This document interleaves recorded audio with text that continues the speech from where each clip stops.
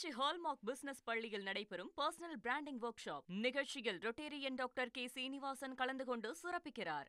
Chennai Chromepet radial மேம்பாலம் பகுதியில் மழைநீர் தேங்கியதால் கடும் போக்குவரத்து நெரிசல் ஏற்பட்டது. அந்த காட்சிகளை தற்போது பார்க்கலாம்.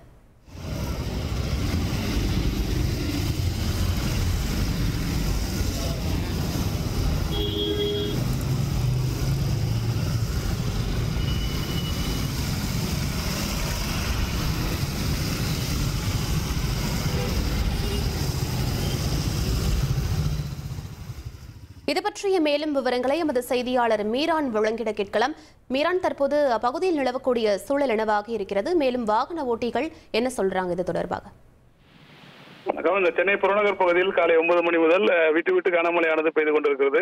இதன் காரணமாக ஜிஎஸ்டி சாலையில் பல இடங்களில் மழைநீர் தேங்கியிருப்பதன் காரணமாக அந்த போக்குவரத்து பாதிப்பானது ஏற்பட்டிருக்கிறது. தற்போது நீங்கள் பார்த்துக் கொண்டிருக்கும் காட்சியானது இந்த பல்லாவரம் துறைப்பாக்கம் ரேடியல் சாலையில் அந்த மேம்பால பகுதியில் இந்த மழைநீர் தேங்கியிருப்பதன் காரணமாக இந்த துறைப்பாக்கத்திலிருந்து பல்லாவரம் நோக்கி வருகின்ற வாகனங்கள் அந்த மேம்பால பகுதியில் கடும் போக்குவரத்து நெரிசலில் சிக்கியிருக்கிறது. அந்த மேம்பால பகுதியில் மழைநீர் வடிகால் பைப்புகள் அனைத்தும் அந்த சுத்தப்படுத்தப்படாமல் அந்த மணல் அடைத்துக் கொண்டிருப்பதால் அந்த பகுதியில் தண்ணீர் வெளியேறாமல் அந்த மேம்பாலத்தில் தண்ணீர் தேங்கி இருக்கிறது.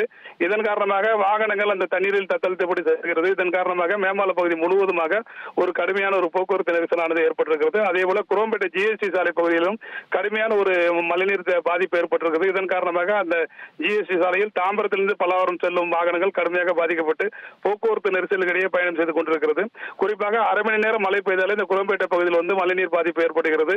அந்த மழைநீர் ஜிஎஸ்டி சாலை பகுதியிலிருந்து மேற்கு பகுதியிலிருந்து கிழக்கு பகுதிக்கு செல்லுகின்ற அந்த மழைநீர் கால்வாய்கள் அது முறையாக தூர்வாரப்படாமல் இருப்பதாக பொதுமக்கள் புகார் தெரிவிக்கிறார்கள்.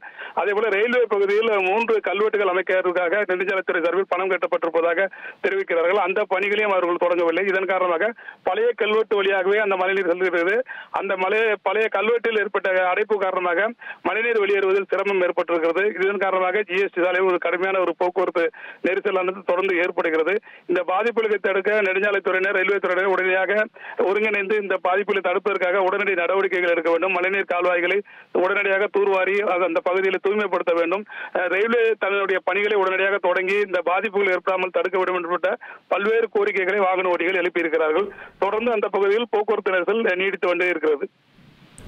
விவரங்களுக்கு நன்றி மீரான். திருச்சி ஹால்மார்க் பிசினஸ் பள்ளியில் நடைபெறும் பர்சனல் பிராண்டிங் ஒர்க் ஷாப் நிகழ்ச்சியில் ரொட்டேரியன் டாக்டர் கே சீனிவாசன் கலந்து கொண்டு சிறப்பிக்கிறார்.